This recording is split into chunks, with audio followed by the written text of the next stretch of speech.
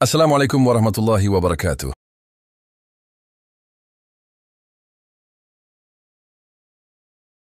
Assalamualaikum warahmatullahi wabarakatuh. Sahabat, dalam kehidupan modern yang serba cepat dan padat aktivitas, kita sering merasa cemas, tidak tenang, dan gelisah tanpa alasan yang jelas.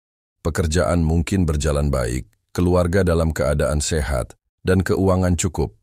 Namun, ada saat-saat di mana hati terasa kosong, seperti ada sesuatu yang hilang. Kita mencoba menenangkan diri dengan hiburan, makanan, belanja, atau media sosial, tetapi hati tetap merasa hampa. Fenomena ini bukan sekadar gangguan suasana hati.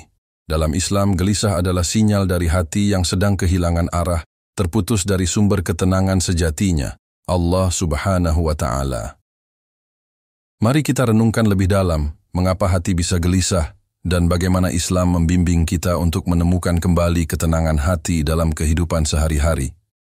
Yang pertama, hati yang tidak terhubung dengan Allah. Allah Subhanahu wa Ta'ala berfirman, "Ketahuilah, hanya dengan mengingat Allah lah hati menjadi tentram." Quran Surah Ar-Ra'd ayat 28.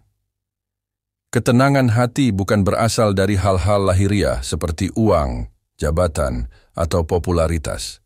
Semua itu hanya bersifat sementara. Ketika hati tidak lagi terhubung dengan Allah melalui zikir, salat, doa, dan tilawah Al-Quran, maka hati akan terasa gersang. Dalam kehidupan sehari-hari, ini terjadi saat kita terlalu sibuk hingga melupakan waktu sholat, jarang berzikir, atau hanya membaca Al-Quran saat sedang sedih. Padahal, hati membutuhkan asupan ruhani secara teratur. Seperti tubuh butuh makan, hati pun butuh makanan berupa zikir dan ibadah. Yang kedua, terlalu sibuk mengejar dunia, lupa tujuan hidup. Allah Subhanahu wa Ta'ala berfirman, "Janganlah kamu tertipu oleh kehidupan dunia." Quran Surah Luqman ayat 33. Kesibukan dunia kerap membuat kita lupa bahwa hidup ini sementara. Kita berlomba-lomba mencari penghasilan lebih besar, meningkatkan karier, atau mencari validasi di media sosial. Semua itu membuat kita lelah dan stres, apalagi saat harapan tidak tercapai. Misalnya, seorang karyawan yang terus bekerja lembur demi promosi, sampai melalaikan ibadah, kesehatan, dan waktu bersama keluarga. Ketika akhirnya promosi tidak kunjung datang, hatinya hancur. Ini karena hatinya terlalu berharap pada dunia yang fana, bukan pada akhirat yang kekal. Yang ketiga, dosa yang menumpuk tanpa disadari. Rasulullah SAW bersabda, "Jika seorang hamba melakukan dosa, maka akan ada titik hitam di hatinya. Jika ia bertobat dan meninggalkan dosa itu, hatinya akan bersih kembali. Namun jika ia terus melakukannya, maka titik hitam itu akan bertambah hingga menutupi seluruh hatinya. Itulah karat yang disebut dalam firman Allah. Sekali-kali tidak, demikian. Sebenarnya apa yang selalu mereka usahakan itu menutupi hati mereka." Hadis riwayat Tirmidzi. Dosa adalah seperti noda yang mengaburkan kejernihan hati. Sedikit demi sedikit, tanpa disadari, dosa-dosa kecil yang dianggap remeh mulai menumpuk dan mempengaruhi ketenangan batin. Sebagian besar orang tidak sadar bahwa kegelisahan mereka berasal dari akumulasi kesalahan yang belum disadari, belum diakui, dan belum ditaubati. Dalam kehidupan sehari-hari, dosa bisa terjadi dalam banyak bentuk.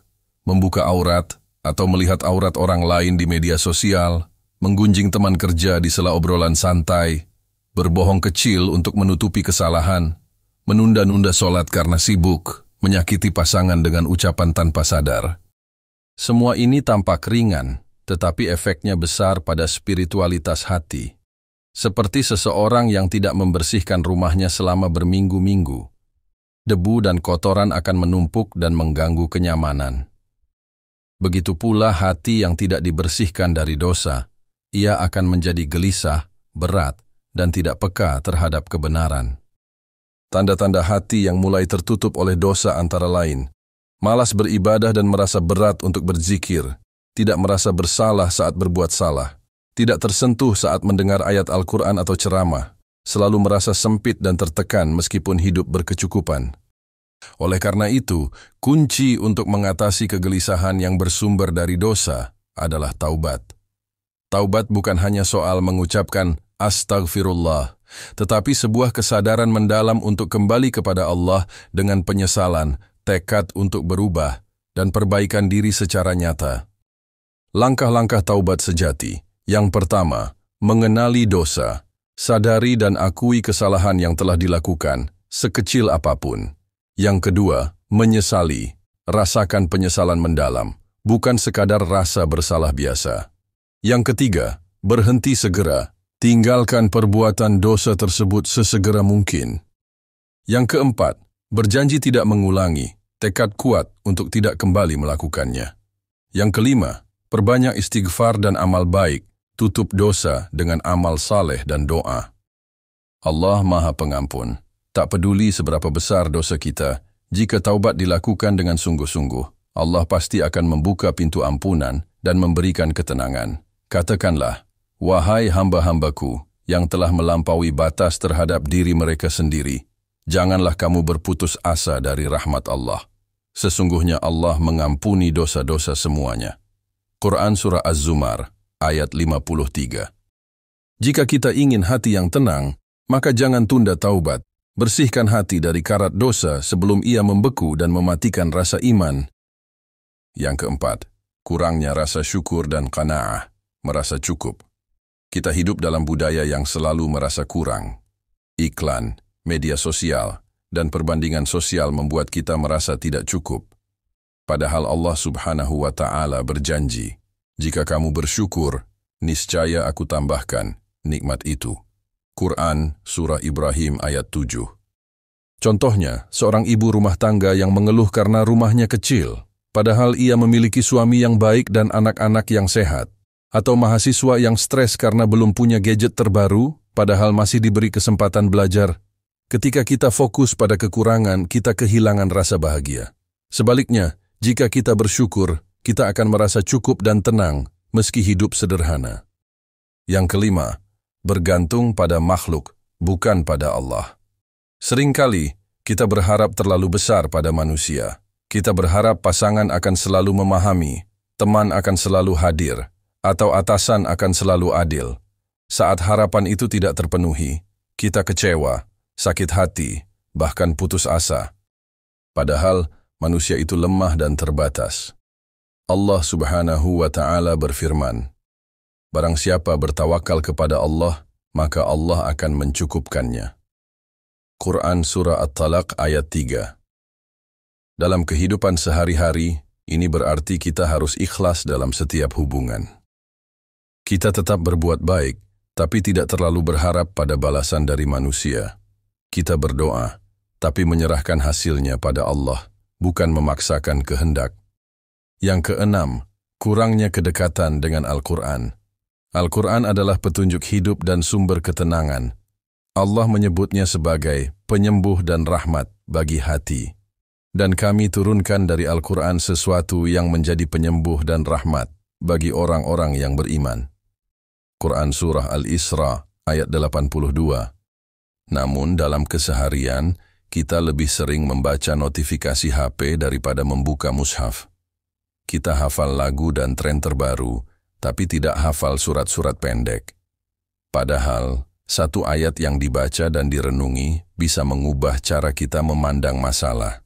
Cobalah mulai hari dengan membaca 1-2 ayat dan merenungi maknanya.